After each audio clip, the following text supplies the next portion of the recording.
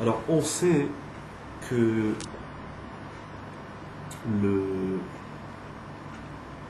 la souglia du chinour, de l'éducation, quel que soit l'âge de l'enfant, bien que dans le chinour, dans l'éducation, chaque âge, c'est, comme on dit, c'est une autre Torah. Chaque âge, c'est la façon dont on éduque un enfant qui a 6 mois, c'est pas la façon dont on éduque un enfant qui a 2 ans, qui a 4 ans, qui a 6 ans, qui a 8 ans, qui a 10 ans, qui a 20 ans, qui a 30 ans, qui a 40 ans. Chaque étape de la vie, c'est une nouvelle souglia de chinour. Mais, bon, le thème c'est pas, on va parler de chinour, mais justement, il y a quelque chose qui vient avant l'éducation. C'est ce qu'on appelle le shalom bayit. L'harmonie dans le couple. C'est-à-dire la façon dont les parents vivent, comment ils échangent entre eux, comment ils se comportent à la maison, chacun déjà individuellement, le père pour lui-même et par rapport à lui-même, la mère, l'épouse, par rapport à elle-même et pour elle-même, et aussi le rapport qu'ils ont entre eux, comment ils se parlent, comment ils se comportent, etc. Ça a une influence directe sur l'éducation des enfants. On sait que l'éducation des enfants, on sait aussi dans le chinour, qu'on transmet davantage aux enfants par l'exemple qu'on représente, beaucoup plus que par le discours qu'on tient aux enfants. Ça veut dire, on peut rater son éducation quand bien même on aurait donné des conseils ou des orientations à l'enfant. Des fois, les gens disent, je ne comprends pas. Mon fils, ma fille, ça fait des années, je te dis ça, il faut faire, ça, il ne faut pas faire. Je t'ai éduqué, je t'ai si...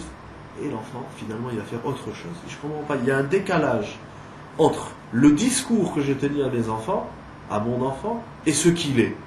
Les parents, ils s'arrachent les cheveux, ils ne comprennent pas. C'est très simple. Parce que si pour moi, déjà, de moi vis-à-vis de moi-même, il y a un décalage entre ce que je dis et ce que je fais, je ne peux pas dire à mon enfant, fais ce que je te dis. Comment il dit là-bas le dicton, faites ce que je dis, et ne faites pas ce que je fais. Quelque chose comme ça. Et c'est à partir de quel âge alors tu commences à expliquer? Ravolbe, il dit que on commence à expliquer, à dialoguer avec un enfant à partir de l'âge de l'adolescence. Il ramène un Meiri, mais les maasés, on va dire de façon concrète, avec tous les enfants on peut discuter, dialoguer.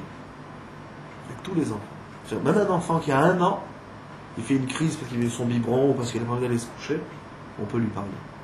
C'est clair que l'art de l'éducation, j'ai dit on ne parlera pas d'éducation, mais on est obligé d'en parler un peu avant de parler du shalom bayit, enfin du couple. Mais même un enfant, c'est sûr, il faut beaucoup de patience, il faut répéter les choses. On n'a pas les mêmes mots, on n'a pas la même tête, la même façon de réfléchir, etc. Mais un enfant, même en bas âge, même un enfant qui a 1 an, qui a 2 ans, il faut parler avec lui. Mais là où c'est... Parce que quand ils sont petits, même si je parle, il n'y a pas tellement d'échanges. Vous voyez, la réflexion de l'enfant, elle n'est pas aussi développée que s'il avait 10 ans, 15 ans, etc. Bien entendu. Là où ça va devenir un dialogue, il va y avoir du répondant, j'ai une question, il a une réponse. Des fois, les parents ils disent aux enfants, pourquoi tu n'as pas fait tes devoirs? Pourquoi tu n'as pas rangé ta chambre? Pourquoi ci? Pourquoi ça? Et l'enfant, il répond. Il dit, et en plus tu réponds. Tu m'as posé une question. Laisse-moi répondre. Non, alors il faut le dire de façon affirmative. Tu n'as pas rangé ta chambre, tu n'as pas fait tes devoirs, tu n'as pas fait ce que tu avais à faire, alors on va prendre des résolutions en conséquence. Mais dès qu'on dit à un enfant pourquoi et comment ça se fait que tu as eu un 0, il va expliquer. Et les parents ils sont là, ils disent, ah et en plus tu réponds. Si tu m'as posé une question, laisse-moi répondre. Non, pose pas de question. Donc il n'y a pas d'âge pour parler. Il va y avoir un âge pour dialoguer. Oui, le dialogue, c'est qu'il va y avoir l'échange avec l'enfant. Donc, ce qu'on transmet aux enfants, moi je dis, comme ça, pour donner une image, j'ai pas fait des statistiques ou des études, mais sur ce domaine, et je me rends compte que ce qu'on transmet aux enfants, par l'exemple qu'on est, c'est 90% de l'éducation. Ce qu'on leur transmet par discours, par des mots, c'est que 10%. Un enfant qui va voir son père parler de façon correcte à sa mère, ou qui va voir son père parler de façon ou rangée ou ci ou ça, de lui-même il va le faire. Pas tout de suite, ça va lui prendre du temps. Sans le discours, ça, si c'est une erreur qui est grave, alors il faut réagir tout de suite. Ok, il fait quelque chose de très grave. J'avais un rave qui disait que tant que l'enfant il ne fait pas quelque chose de dangereux, on n'a pas le droit de le frapper. Un enfant qui joue avec le feu, un enfant qui traverse la rue, un enfant qui fait des choses qui sont dangereuses, alors là il faut lui donner une fessée. Là on a le droit de le frapper. Mais sinon, qu'il ait une mauvaise note, il n'a pas rangé ses affaires, bon, ça prend du temps. Et même nous, adultes, dans la vie, on veut se corriger les midotes, corriger la colère, corriger ci, corriger ça. Ça prend du temps, c'est pas du jour au lendemain. Merlin l'enchanteur, et tout est magique. Si t'es coléreux, c'est calme. Si t'es radin, tu deviens généreux, etc. Ça prend du temps. Et ça, les parents, on a du mal à accepter que chez l'enfant, ça prenne du temps. Je te l'ai dit, ça fait 100 fois. Ok. Tu l'as dit 100 fois. Ok. Mais second, c'est pas du jour au lendemain où on se transforme. Donc, ce qu'on transmet aux enfants par notre comportement, c'est 90% de l'éducation. Laissons les chiffres, 90 et 10%, mais c'est l'idée de dire que ce qu'on transmet à nos enfants par notre comportement est bien plus fort aux yeux de l'enfant que le discours qu'on va avoir avec lui. Donc c'est pour ça que parler d'éducation sans parler du couple, c'est vain, ça sert à rien. On peut avoir les meilleurs conseils, les meilleurs livres, les meilleurs ouvrages en Torah, en psychologie, en éducation, etc., pédagogie. Si on n'a pas fait un travail en amont sur le couple, et je dirais, si on n'a pas fait un travail en amont sur soi-même, tout le monde connaît l'anecdote avec le Chafetz Chaim. Une fois un homme qui est venu voir le Chafetz Chaim, il a dit, ma femme elle vient d'accoucher. Ah, le Chafetz Chaim dit, Mazal Tov. Alors il dit au Chafetz Chaim, je voudrais savoir à partir de quel âge commence l'éducation. Le Chafetz Chaim dit, tu es en retard. La force des Chachamim. Tu es en retard. L'éducation, ça commence pas quand l'enfant il est. Ça commence quand toi tu es né. Ce que tu vas être sera ce que tu transmettras à ton enfant. Donc si tu es déjà en retard, vite, dépêche-toi. Donc en fait, le travail de l'éducation, ça commence par un travail sur soi. Et de soi, ça va rejaillir sur le couple. Et du coup, ça va rejaillir sur les enfants. C'est un effet ricochet. Alors on va laisser le travail sur soi, ça c'est tout un travail, c'est tout le travail des midotes, c'est tout le travail du moussard. On va parler du couple. Parce que le premier problème du couple, c'est que chacun il pense qu'il est bien, qu'il est le meilleur. Chacun il pense que l'autre il est toujours dans l'erreur, et que c'est toujours l'autre de faire des efforts, et que c'est toujours l'autre de s'excuser, c'est toujours l'autre qui est comme ci, qui est bête, idiot, et je sais pas quoi. Même si on ne le dit pas, mais implicitement, on dit, ça fait une erreur. On accepte nos erreurs, mais on ne tolère pas celles des autres. Alors c'est pour ça que je voudrais, je ne sais pas si on aura le temps cette fois-ci de faire ici, il y a quelques à la fin dans le Rambam. À la fin de Ilchot Sota. On a une paracha dans la Torah. Alors c'est vrai qu'on triche un peu, parce qu'on va prendre quelques passages dans le Rambam ici, Ilchot Ishut. On a une paracha dans la Torah qui s'appelle la paracha de la Sota. La Sota, c'est la femme infidèle. Non pas dans le sens qu'elle a commis un adultère. Parce qu'une femme qui a commis un adultère, donc une femme mariée, qui va avoir une relation intime avec un autre homme, alors elle s'appelle Eshetish, et la femme adultère et l'amant, on va dire comme ça, ils sont les deux passibles de peine de mort s'il y avait conscience et connaissance de la faute. Et d'une façon ou d'une autre, même si elle n'a pas connaissance de la faute, elle ne peut plus rester avec son mari. Ça, c'est par le couple. c'est assourd, elle ne peut plus retourner avec son mari. On a la femme infidèle, la sota. La sota, c'est une femme dont l'homme lui a demandé de ne pas s'isoler avec un homme précis. Il a vu que sa femme, elle avait trop de familiarité avec un homme. Le voisin, le boss au boulot, etc. Il y avait trop de familiarité. Alors le mari, il va lui faire ce qu'on appelle le kinouille. Kinouille, c'est un avertissement. Il dit, fais attention, je trouve qu'avec un tel, il y a trop de familiarité, fais attention. Attention, non pas ne lui dis plus bonjour, etc., mais ne t'isole pas avec cet homme. C'est-à-dire, ne te retrouve pas seul à seul avec cet homme dans les lois du Yihoud, dans un appartement, dans un bureau ou autre. Si la femme transgresse ou elle passe outre l'avertissement de son mari, c'est-à-dire elle va quand même s'isoler avec cet homme, avec toutes les lois, je passe tous les détails qui sont très importants dans la loi de la Sota. Alors, l'homme, il a un soupçon. Il dit, ah, peut-être que si finalement tu t'es isolé avec cet autre homme, peut-être qu'il y a une relation intime. Auquel cas, on doit se séparer. Ça dissout le couple, c'est fini. Une femme qui a une relation avec un autre homme, c'est fini. Alors qu'est-ce qu'on va faire? On va amener cette femme au Beth Amikdash. Parce que personne ne peut savoir. Ils étaient isolés, ils étaient seuls dans une pièce. Personne ne peut savoir si finalement la femme avec l'amant ont eu une relation ou pas. Alors on les amène au Beth Amikdash et il y a toute la loi de ce qu'on appelle les eaux lustrales, Mesota. On va prendre de l'eau du Kiyor, dans laquelle on va écrire le nom d'Akadosh Baruch Hu, on va écrire un passage de la Torah bien précis, on va le mettre dans l'eau et elle va boire. Si elle a fauté, elle meurt. Si elle n'a pas fauté, ça devient des eaux de bénédiction. Après que le Rambam il a longuement expliqué en quoi consiste toute la loi de la Sota, il dit la chose suivante. Velo yekane. Je t'ai montré là-bas, Velo yeno sota. 1, 2, 3, 4, 5 mots. Ça doit être l'avant-dernière ligne. Velo yekanela beyoter midai. Un homme ne doit pas trop, je dirais, avertir sa femme de ne pas s'isoler avec un homme.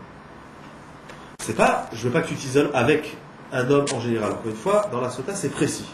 Si je veux pas que tu t'isoles avec cet homme-là, j'ai vu qu'il y avait trop de proximité, trop de familiarité, trop d'amitié, fais attention.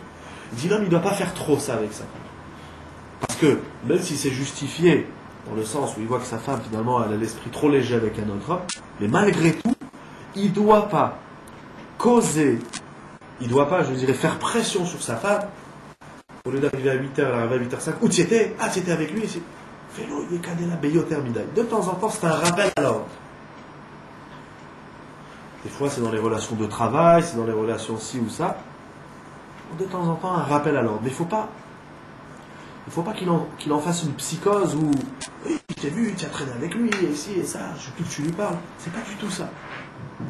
Parce que juste avant, la phrase d'avant, mais je ne l'ai pas lu parce que je veux pas trop m'arrêter sur ça, mais le Rambam dit attention, lorsque l'homme il fait ça, il dit à sa femme, je veux pas que tu t'isoles avec un tel, c'est pas parce que c'est de la jalousie, tu es ma femme, avec un grand M et un petit F.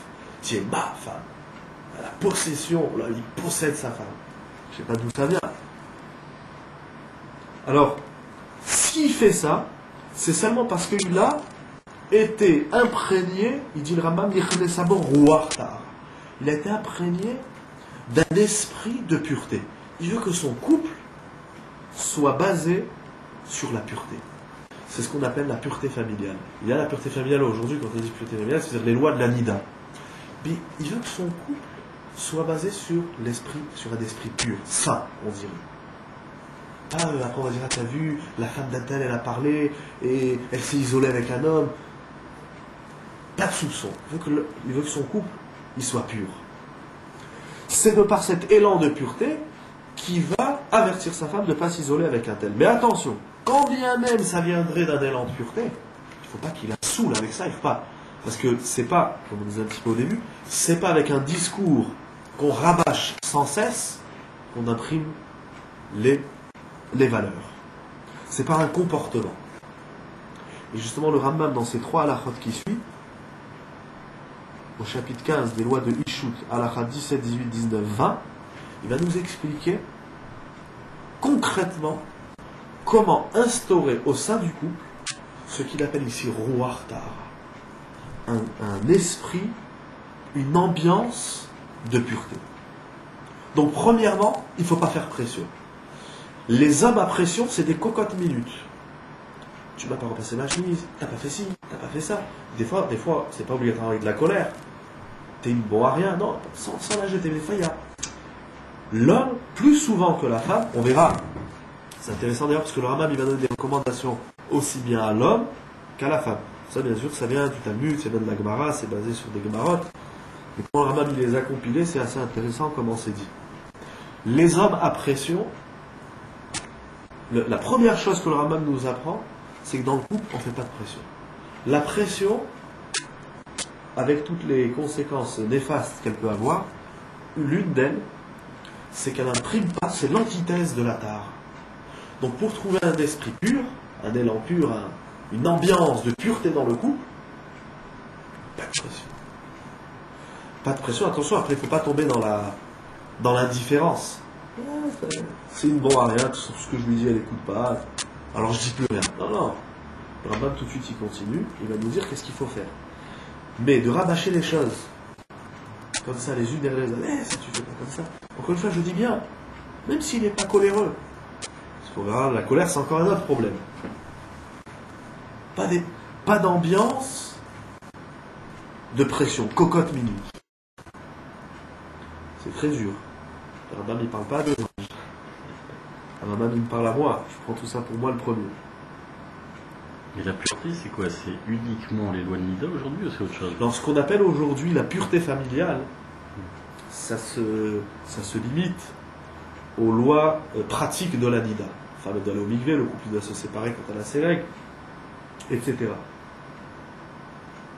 Mais il existe, on va dire comme ça, les lois de la pureté familiale dans le sens halakhique et dans le sens éthique. Dans le sens halakhique, tu peux avoir des couples qui respectent les lois de la Nida à merveille, très bien, comme il faut. La femme, elle fait tout ce qu'il faut. Et attention, pour l'homme, entre guillemets, c'est très facile la loi de la Nida, dans le sens où lui, il n'a rien à faire. Si ce n'est que de croiser les bras, attendre que sa femme, elle arrête d'avoir ses règles, elle se prépare pour l'obligé, shalom à l'Israël, après, au Hachem, le couple, il se retrouve. Et l'homme, il fait rien. Il n'a rien à faire, si ce n'est que d'accompagner sa femme. Mais ça, c'est déjà de l'éthique, ce que j'appelle la pureté dans le sens éthique du terme. Ici, le Rambam, il ne va pas nous parler de la pureté, ça il a écrit les lois de la Nida, on voit dans la Halakha, dans le Shulchan Aruch, dans les livres de Halakha. Ici, il va nous parler de l'esprit de pureté, c'est un Ruach. C'est des couples qui, dans la pratique de la Halakha, ils sont très stricts, ils sont irréprochables, mais il n'y a pas pour autant un esprit. C'est comme ça dans toutes les mitzvot. C'est des gens qui font Shabbat à merveille, il n'allume pas la lumière, il sait trier le mauvais du bon, le bon du mauvais, justement, notamment, il sait comment on peut porter la clé Shabbat. Au niveau de la halakha, irréprochable. Mais c'est pas pour autant que son Shabbat est accompagné de tout l'esprit du Shabbat. Si c'est la création du monde, si c'est la foi en Dieu, il y a des gens qui savent pas pourquoi il faut faire Shabbat. Quand bien même on ferait Shabbat de façon stricto sensu, halakhiquement parlant, on fait rien. Est-ce qu'on ouvre le bouchon comme ci? Est-ce qu'on ouvre la boîte de conserve comme ça? Voilà, parfait. Mais dans l'esprit, c'est vide. Bon, tout le monde sait que Shabbat, c'est la création du monde, ok.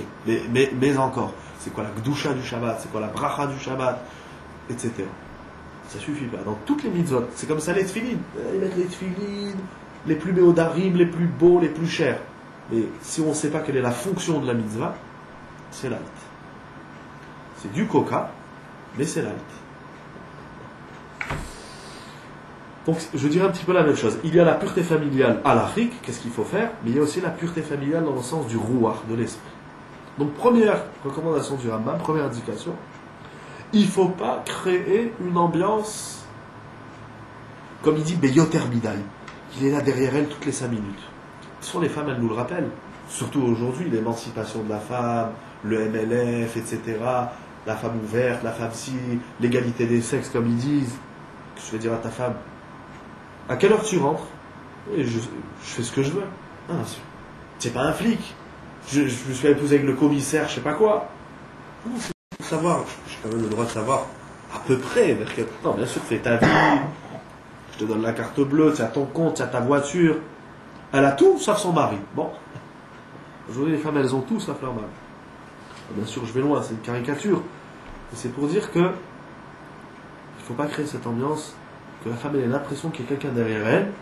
On a déjà Kadosh Baruch Hu sur la tête, on a la Yirat Shamayim. Il ne faut pas que le mari soit veillé au terminail. Attention, ici, ça touche. À quelle heure elle rentre, qu'est-ce qu'elle va acheter, qu'est-ce qu'elle va faire. Si on le demande, c'est par affection, c'est par attention. Mais ici, l'homme, il vient avec une bonne cause. Il dit, attends, je ne veux pas que tu traînes trop avec un tel. Donc si c'est une bonne cause, eh bien, même si c'est une bonne cause, il ne faut pas que ce soit au terminail, il ne faut pas que ce soit étouffant. Première. Ok? Deuxièmement, il dit le Raman Velo Ye'enos Ota Vivrol Baal Korra. L'homme ne doit pas contraindre, on pourrait même traduire par violer, c'est plus joli de dire contraindre, sa femme, et il aura une intimité avec elle, Baal Korra, malgré elle. La femme, elle ne veut pas, elle ne se sent pas, et ci et ça. Il dit, allez, ce soir c'est la mitzvah, tu veuilles ou non. Il n'y a pas d'intimité forcée. Donc pas de pression psychologique, je ne veux pas que tu fasses ça, pas de pression intime. Ah, alors comment l'homme il va faire quand il désire sa femme? Il n'y a rien de mal désirer sa femme, au contraire. C'est Baruch Hashem que l'homme il désire son épouse. Mais la façon dont il va faire les choses, il ne doit pas le faire Baal Korra. Pas de pression intime. Alors comment on fait? Il dit le Rambam, 3 choses. Premièrement, l'Eda'ata. Il faut son consentement. C'est pas technique. Il va le dire. C'est pas bon. Tu es d'accord ou tu n'es pas d'accord? Non, tu n'es pas d'accord, bon ben tant pis. Tu es d'accord, ok. Non, c'est pas technique. Ou mitor sira. Alors comment ça va se faire? Par un dialogue. Ce qu'ils appellent aujourd'hui les préliminaires. Mais attention, il faut que ça soit aussi dans une ambiance de simra, de joie, de sérénité, d'allégresse. Donc ça peut prendre du temps. Ça peut prendre toute la nuit, toute la journée, toute la semaine, et pourquoi pas tout le mois, et pourquoi pas tout le temps. C'est très difficile. Déjà, d'avoir le consentement de la femme. Parce que Akadosh Baruch Hu, il a tellement bien fait les choses dans le couple, Baruch Hashem, que pour que l'homme et la femme ils aient ce désir en même temps, il faut vraiment qu'ils soient nés sous la même étoile. Et comme c'est pas toujours le cas, donc, alors elle veut pas. Alors là où c'est technique, c'est tu veux pas, bon, mais tant pis pour toi. Il va dormir dans le salon et de toutes les façons. Alors l'homme il doit justement user de cette sira et de cette sibra pour créer le da'at. Le da'at, on sait que dans la Torah, l'intimité du couple, elle s'appelle vayeda. Lorsque Kadosh Baruch Hu, lorsque dans la Torah il est dit l'homme s'est uni avec sa femme, on le voit chez Adam et Chava et on le voit chez Yitzhak et Rivka, la Torah emploie le terme vayeda. Il a pris connaissance. Il a fait la chose avec son consentement, avec sa conscience. Le da'at, ça inclut beaucoup de choses. Ça inclut beaucoup de notions. Je veux dire, ça inclut toutes les notions intellectuelles. Attention, ça ne veut pas dire que c'est pas l'amour platonique. C'est clair qu'il y a des sentiments, c'est clair qu'il y a de l'émotion. Mais, et d'ailleurs c'est l'émotion et les sentiments qui vont nous conduire, c'est ce qu'il dit Sira et Simra, qui vont nous conduire à ce qu'il y ait son consentement. C'est pas, tu es ok ce soir? Non, bon bah tant pis. Mais quand tu seras ok, tu sais quoi, tu me diras. Non, c'est pas, bon bah j'attends ton date. Et si c'est comme ça, tu peux attendre des années. C'est à l'homme de créer l'ambiance de désir, mais de volonté, je dirais plutôt, de volonté consciente. Comment? Par la sibra et la sibra, par le dialogue. On va discuter. On ne va pas obligatoirement parler de ça, mais c'est toute la façon. Un couple, la façon dont il se retrouve dans sa chambre à coucher, c'est le résultat du parler de la journée. C'est-à-dire comment en journée je parle avec ma femme, comment je lui adresse mes angoisses de vie, mes problèmes, mes frustrations, mes joies, etc. Comment je lui parle, ça va avoir une conséquence directe sur ce qui se passera dans l'intimité. Mitor sira. Donc la deuxième chose qu'il faut créer, ou la troisième, je ne sais plus où on en est, je ne les compte pas comme ça systématiquement, mais encore un point, le Rambam dit il faut apprendre à parler à sa femme. Alors, c'est clair, là on voit la conséquence directe dans le couple, mais c'est comme ça avec les enfants, parce qu'on a commencé avec l'éducation.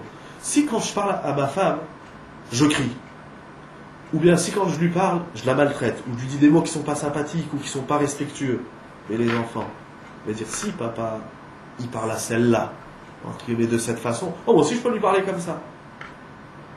Si chaque fois pareil il a quelque chose à lui dire, quand il manque du sel, quand c'est trop salé, pas assez salé, quand c'est... La façon dont tu dis les choses à ta femme, dont je dis moi les choses à ma femme, c'est comme ça que mes enfants... Moi je dis à mes enfants, quand ils parlent mal à ma femme, je dis, est-ce que moi vous m'avez déjà entendu parler comme ça, maman? Bien sûr qu'ils disent oui. Ils ne vont pas dire, ah non, toi tu es un sadique. Bien sûr on t'a entendu parler. Ils se réfèrent sur ça. Comment papa parle à maman, et vice-versa, c'est vrai, mais là, c'est intéressant, le Rambam, là, il parle aux hommes. Ça sera un chiour pour les hommes. Première partie du discours, les hommes. Après, on verra les femmes, on va y arriver. La deuxième halakha, c'est qu'est-ce que la femme, elle doit faire. Et la troisième, ce sera qu'est-ce que l'homme doit faire. Et la quatrième, ce sera qu'est-ce que la femme. C'est intéressant que le Rambam, il a écrit 4 halakhot dans le couple. 4 passages ici. Le premier, il se tourne vers l'homme. Le deuxième, il parle à la femme. La troisième halakha, il revient à l'homme. Et la quatrième, il revient à l'épouse. Ça veut dire, il y a un moment donné, il y a un travail qui doit se faire en symbiose. C'est pas bon, d'abord on parle à l'homme, et puis ensuite on parle à la femme. Et puis après vous vous débrouillez. Non, c'est le Rambam. J'ai l'impression que le Rambam ici, j'illustre un peu, je fais un peu une mise en scène, j'ai l'impression qu'il a en face de lui un homme et une femme. Il a un couple. Il dit à l'homme, voilà ce que tu dois faire. Ensuite il se tourne vers l'épouse, il dit, et toi, voilà comment tu dois faire. Après il revient vers l'homme. On va voir que ça s'entremêle. Tous les conseils qu'il va nous donner, c'est pas plus pour l'un que pour l'autre. La simra. La simra, c'est est-ce que la façon dont je parle avec ma femme, pas est-ce qu'elle est respectueuse ou pas. Le Rambam il dit, bien sûr que à ta femme quand tu lui parles c'est avec respect. Avec tu lui dis Eshet Raïl tous les vendredis soirs. Pourquoi on le dit que le vendredi soir, j'ai jamais compris. Il faudrait le dire tous les jours. Eshet Raïl. Oui, la femme vaillante, avec toutes ses qualités. Mais, donc parler avec respect, c'est évident. Tu as insulté ta femme, c'est complètement malade. J'ai une fois un couple qui m'a appelé. Enfin, la femme, elle m'appelle. Non, pardon, c'était l'homme. Il me dit, je sais pas ce qui se passe, ma femme, elle est partie de la maison. Je dis, ah bon? Je dis, vraiment, c'est très étonnant. Ouais, tu es un saint, tu es un sadique. C'est vrai, il y a des questions à se poser. Bien sûr, je l'ai pris à l'ironie. Pour qu'une femme, elle s'en aille de la maison, il faut vraiment que le mari, il ait fait une erreur. Et puis en fouillant, après la femme entre-temps m'a appelé, ci et ça, tout simplement elle insulte. Il l'insulte.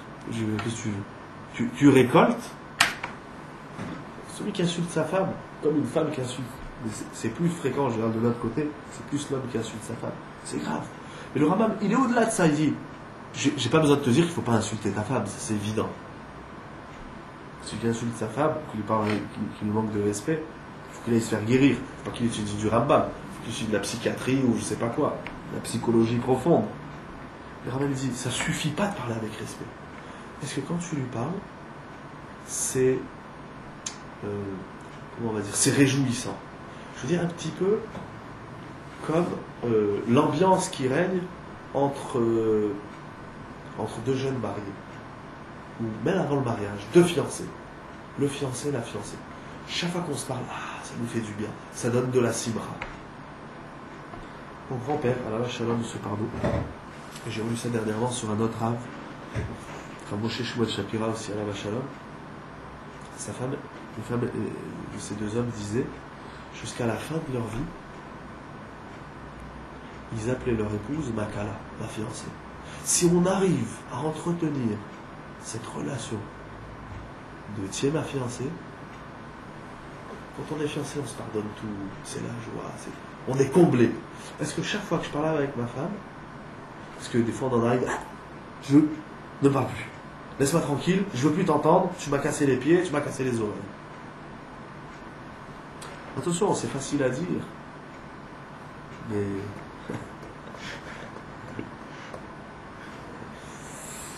il y a du boulot. Mais au moins, moi, Baruch Hashem, je l'ai étudié avec ma femme, j'ai déjà fait des shiurim sur ça, etc. Mais on oublie vite, après on rentre à la maison. Je t'ai raconté l'histoire de Rav Shlomo Zalman de Yurbach aussi à la Machanam. C'est un Rav, un jour, il allait à la yeshiva tous les jours, faire ses shiurim. Il rentrait à midi chez lui, il revenait la yeshiva, la maison, la yeshiva. Un jour, il est accompagné par un élève. Il y a un élève qui lui pose des questions, donc il marche avec le Rav, il accompagne le Rav chez lui. Il voit que le Rav arrivait dans le hall d'entrée de l'immeuble, il y a toujours des grands miroirs. J'ai jamais compris à quoi ils servent ces miroirs qu'il y a dans les halls d'entrée. Il y a des miroirs énormes. Qu'est-ce que j'ai besoin d'un miroir? Bon, c'est comme ça chez toi, il y a un grand miroir? Ouais. Non, il n'y a pas de miroir du tout. Bon, ça va. Il y a que des tzadikim dans ton immeuble. Chez moi, tu as vu, le mur, c'est un miroir. C'est besoin d'un miroir. J'ai jamais compris. Cette histoire, j'ai compris. Alors, le Rav, il parle avec l'élève, tout ça. Et puis à un moment donné, l'élève, il voit que le Rav, il arrange sa cravate, il arrange ses cheveux, il arrange sa barbe, il arrange son chapeau, il se prépare, il essaye de un visage un peu plus rayonnant, un peu plus souriant. Alors l'élève lui dit, je comprends pas. Habituellement, quand on sort de la maison, le matin, on se rase, on se parfume, on rentre bien la chemise, on ajuste tout. Et puis le soir, quand on rentre, on n'a pas ouvert la porte, qu'on a déjà sorti la chemise, on a déjà enlevé la veste, on a déjà enlevé la cravate, on a presque enlevé les souliers et on arrive presque en petite chemise et en pantalon à la maison. Je comprends pas. On s'arrange quand on sort, pas quand on rentre.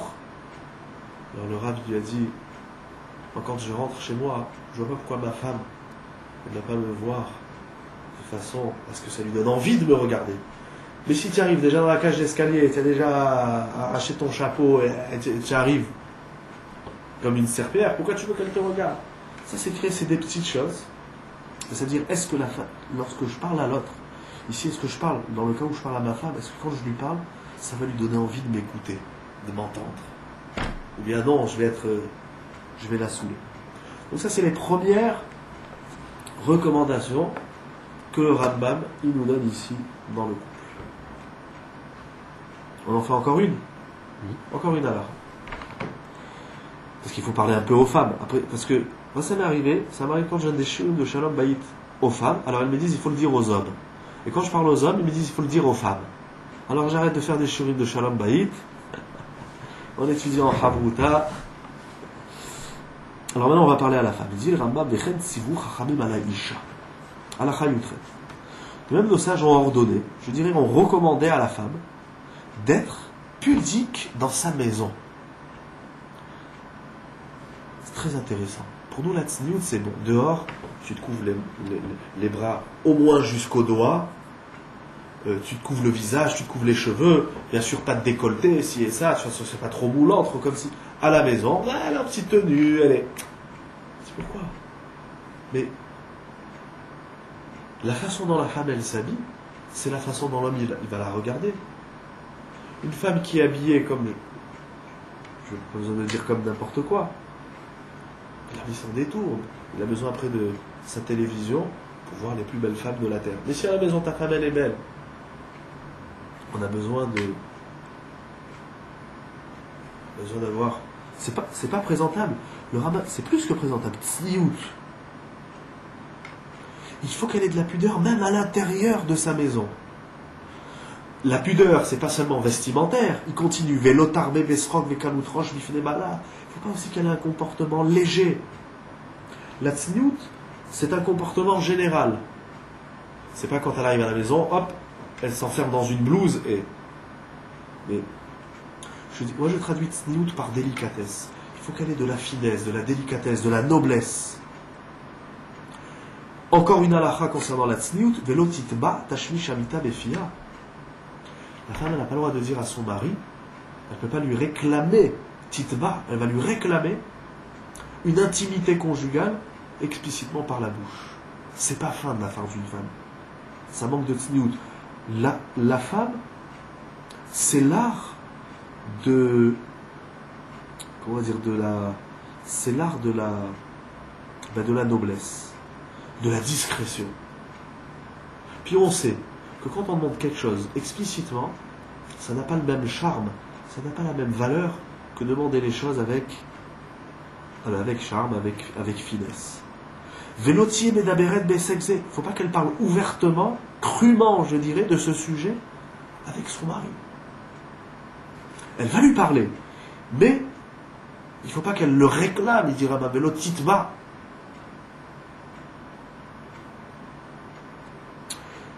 Je passe quelques lignes, parce qu'il y a des choses qu'on ne peut pas dire à un grand public. Alors chacun et chacune qui suivra ce shiur, il demandera à son rave, ou il consultera. Je vais à la fin du Rambam et Titrachek mina kiur ou mina domele kiur, à la fin de la 18e halakha, il dit la femme elle doit s'éloigner de tout ce qui est moche, de tout ce qui est, comment on va dire, répugnant, sale, de tout ce qui peut porter à suspicion de comportement indécent. La femme, il faut qu'elle s'éloigne. Et de tout ce qui y ressemble. Ça veut dire avoir des comportements trop familiers, trop... que ce soit avec des hommes, il faut qu'elle fasse attention. Parce qu'elle perd de sa valeur aux yeux de son mari. Alors encore, il ne faut pas oublier que tout ça, n'oublions pas que tout ça, c'était pour définir l'esprit de pureté. On a vu que l'homme, il ne doit pas faire trop de pression dans l'intimité, dans la façon de parler. Il doit imprimer une ambiance de simra, une ambiance de joie, une ambiance, je dirais, simra, c'est pas il arrive, ouais, il commence à danser, il commence à chanter. Pourquoi pas, de temps en temps, il faut chanter. Quand la vie est belle, il faut chanter. D'ailleurs, les femmes, elles aiment bien nous le rappeler. Quand c'est pas bon, tu me le dis. Quand c'est bon, si j'ai rien dit, c'est que c'est bon. Les phrases toutes faites des maris. On l'utilise tous. Non, mitor simra. Et chez la femme, le ruach tahara, ça c'est les deux premières halachot. Chez la femme, le ruach tahara, c'est une tzniut. C'est une finesse. J'étais une fois chez un couple.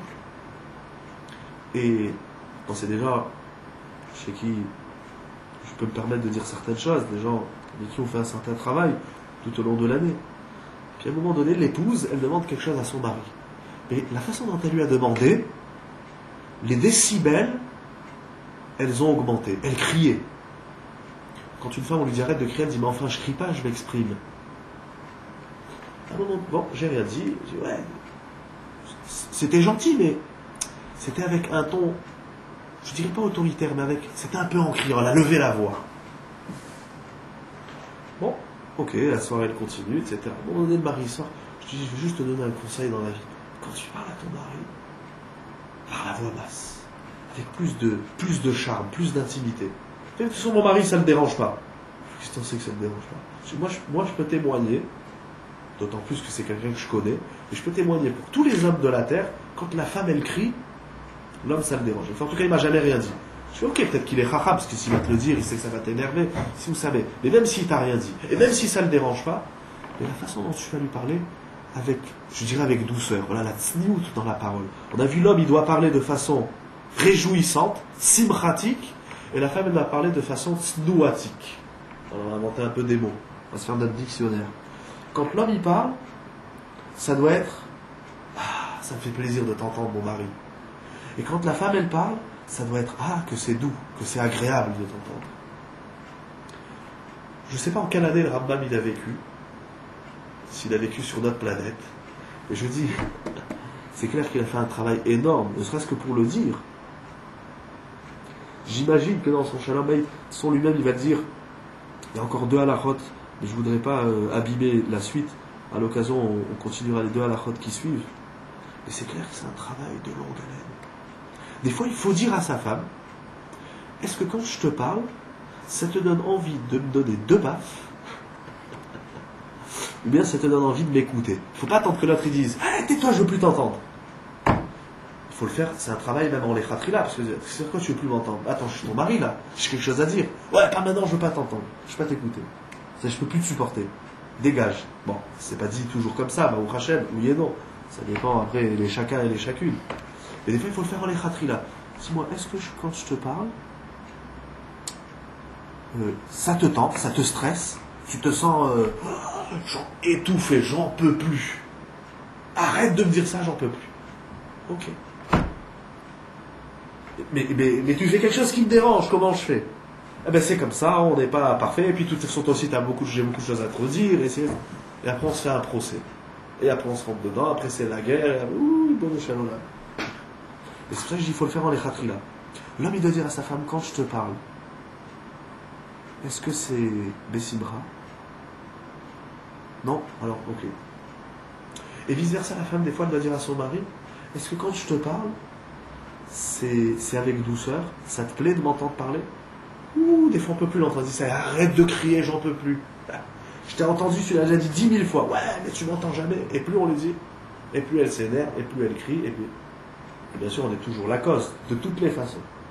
J'avais un rave qui disait, quand j'étais bachour à la yeshiva, alors j'avais un rave, j'étais fiancé, il y avait un rave qui faisait des cours juste pour les khatanim, les fiancés. Et un jour, il nous a dit, je vais vous dire quelque chose.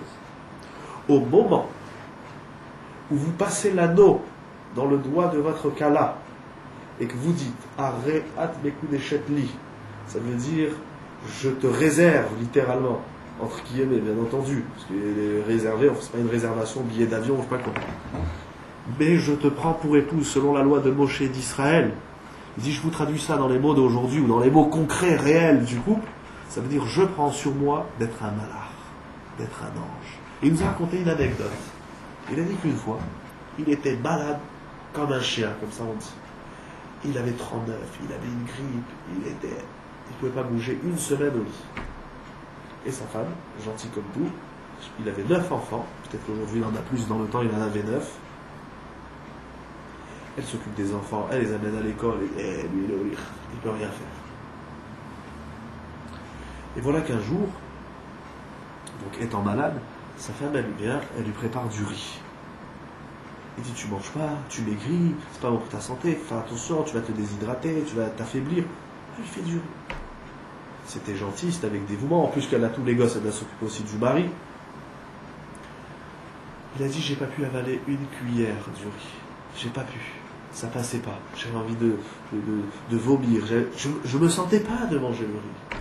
Il dit j'ai pas mangé. Une heure après elle est venue, il m'a dit elle m'a fait une scène. Je t'ai préparé du riz, je t'ai fait à manger, je m'occupe de toi, je suis à tes petits soins quand tu es malade, et toi, même pas tu es foutu de regarder l'assiette que je te fais. Il a dit, mais je lui ai expliqué, je suis ma chérie, je peux pas avaler, je suis malade. Elle pouvait rien entendre, c'était fermé. Bien sûr, ça reflétait de j'en peux plus que tu es malade, et ci et ça. Mais il a dit, de là j'ai compris que quand on se marie, c'est-à-dire on prend sur soi d'être un malard. Celui qui sous la roupa, il prend pas conscience. Bien sûr, c'est un travail de longue haleine, c'est un travail de... On peut pas se marier. Très, très, très, très difficile. Mais on peut y arriver, là, le Rambam, c'est concret. C'est pour ça que je lui dis, il ne faut pas attendre la crise. Ah, qu'est-ce qui se passe? D'ailleurs, qu'est-ce qu'ils disent les psychologues, ou qu'est-ce qu'ils disent les conseillers matrimoniaux, ou même qu'est-ce qu'ils disent les rabbinim? Quand un couple y vient, qu'est-ce qu'ils disent les rabbinim? Ils disent, mais enfin, quand tu parles à ta femme, parle-lui plus calmement, comprends-la. Elle est fatiguée, elle fait beaucoup pour toi, et elle travaille, et elle s'occupe des enfants, et toi tu n'es jamais là. Lâche un peu de l'est, là. Détends-toi. Alors, au lieu d'aller chez un rave, au lieu d'aller chez un... Bien sûr, des fois c'est plus grave, je ne dis pas des fois c'est très grave, même si ça en arrive. Mais quand c'est des petites histoires de ménage, plutôt que de se disputer une fois, deux fois, 10 fois, et à la fin on va demander à un tiers de nous aider, faisons-le soi-même, soyons notre propre tiers. Allons chez sa femme, en les là. Tu es heureuse, tout va bien. Il ne faut pas attendre bien sûr les chagim, il faut faire des cadeaux, il faut offrir des bijoux à sa femme, et ci et ça. Pas obligé d'attendre les chagim, mais la Gemara raconte. Vous avez entendu cette histoire de Rabbi Chia? Rabbi Chia, tu connais l'histoire de Rabbi Chia? Sa femme, c'était un cas. 2 histoires, 2 très belles histoires.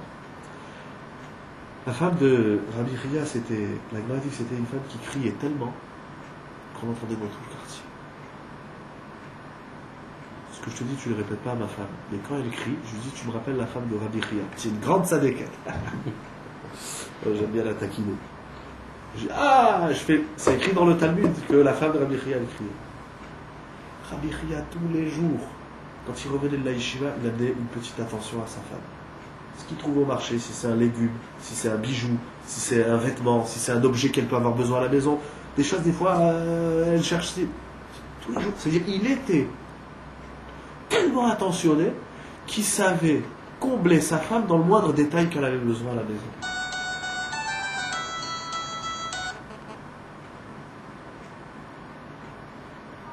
Voilà. Et ses élèves lui ont dit, Rabbi, comment tu fais? Il a dit, vous, ce qui reflète de l'extérieur, c'est ses cris. Ok, alors elle crie. D'abord, qui vous dit que ça me dérange? Ça, il n'a pas dit dans la Gemara. Mais est-ce que lui, il s'en déplaint? Et s'il s'en déplaint, alors il a réglé ce problème. Il dit, mais est-ce que vous savez comment ça se passe à l'intérieur du couple, dans la famille? Vous ne savez pas? Ok, elle crie. Je ne sais pas que la femme elle a le droit de crier, on a vu, elle m'a parlé de bitzniout, avec discrétion. La deuxième histoire, c'est Rav, le père de Rabbi Chia. Le père de Rabbi Chia, il a dit, il ramène un pasouk qui dit, il ramène un pasouk très dur, je ne vais pas dire tout le pasouk, il faut faire une étude plus approfondie. Mais Rav, dans son chiour, il parlait des femmes, excusez-moi, mesdames, entre guillemets, insupportables. Alors son fils, Rabbi Chia, lui dit, papa, donne-moi l'exemple d'une femme insupportable. Il lui dit, ta mère. Bon, c'était pas très fin. Ok, il a dit, ta mère, elle est insupportable. Alors là, il m'a dit, mais comment c'est possible? Alors qu'une autre fois, dans un autre chiour, Rav lui-même a dit, en citant l'exemple d'une femme exceptionnelle, pleine de vertu, quand son fils lui a dit, papa, donne-moi un exemple, il a dit, ta mère. Alors il dit, elle ne peut pas être à la fois insupportable et la meilleure. Alors, la Gemara, elle répond, elle dit, c'est vrai que la femme de Rav, c'était une femme qui était très irritable. Mais en même temps, elle avait une grande qualité. C'est qu'elle ne gardait pas rancune. Ça, c'est une grande qualité dans le couple. Parce que c'est vrai que des fois, il y a des choses qui l'irritent. Quand il fait quelque chose, des fois, c'est une façon de s'habiller, des fois, c'est une façon de parler, une façon de cuisiner, une façon de je sais pas quoi, une façon de vivre, tout simplement. Des fois, ça irrite. Oh, mais 2 minutes après, on efface. Ok. Pourquoi on efface? D'abord, parce que c'est pas parce que moi, je la supporte pas que ce qu'elle fait, c'est une erreur. Il faut une grande dose d'ouverture d'esprit. Il dit Ravolvé, dans Aléchour, il faut une grande dose d'An Lekav Zechut. Il faut juger l'autre positivement. Juger l'autre positivement, c'est-à-dire il faut expliquer que ce qu'il fait, c'est pas négatif. C'est ça que ça veut dire juger l'autre positivement. Mais finalement, c'est pas négatif. C'est juste que moi, je le supporte pas. C'est pas parce que je le supporte pas que c'est négatif. Alors, ok, je supporte pas, je vais dire à ma femme, ce que tu fais, c'est comme ça que tu conçois la vie, c'est très bien, mais quand même, somme toute, on s'est mariés. On a contracté un contrat de mariage. Ravolbi dit, dans le couple, il faut beaucoup d'humour. Pas de l'ironie, de l'humour. On a le droit de rigoler, on a vu Mitar Simra, il faut rigoler. Ok, Razak, tu fais quelque chose, ce que tu as fait, c'est magnifique. Et je te demande juste, peut-être ici, voilà, moi j'ai une certaine sensibilité, que je vais travailler, mais entre-temps, essaye d'être sensible à mon problème, parce que ça m'irrite. Et après on passe, là on passe. Voilà, ça c'est les quelques halachot dans un premier temps. Encore une fois, on continuera à l'occasion les 2 dernières halachot qui sont tout aussi, personnellement je trouve tout aussi belles et tout aussi magnifiques, importantes d'ailleurs. Et pour pas avoir de problème, on verra ce que le Rambam il dira sur ces 2 halachot. Il dit, je vais le dire vite, à la fin il dit, ceux qui vivent comme ça, alors ce sont des couples kedoshim, saints, théorim, purs, bezivugam, dans leur union. Et de par ces comportements, bidrachimelu, yeyishuvadna et umeshubach. Et leur couple, leur ménage sera beau, agréable et élogieux. Voilà la clé du Shalom Bayit. Dans le Rambam, elle se limite à 4 halachot, 10 lignes, qu'il faut se répéter sans cesse, qu'il faut faire un travail. Yiratson, quelqu'un de Jouaourou. Il nous donne la force et, je dirais, il nous donne l'intelligence. Parce que finalement, de réaliser ces halachot, parce que finalement, c'est le rêve de tous les couples de vivre comme ils les montrent à la télévision ou au cinéma. Ah, le grand amour. C'est comme ça dure 2 heures, c'est le temps de leur tournage. On sait très bien que derrière, avant et après, ils se sont arrachés la tête dans la vie de tous les jours. Eh bien, il faut faire de son couple un film qui ne dure pas 2 heures, mais qui dure toute la vie. Amen. Amen.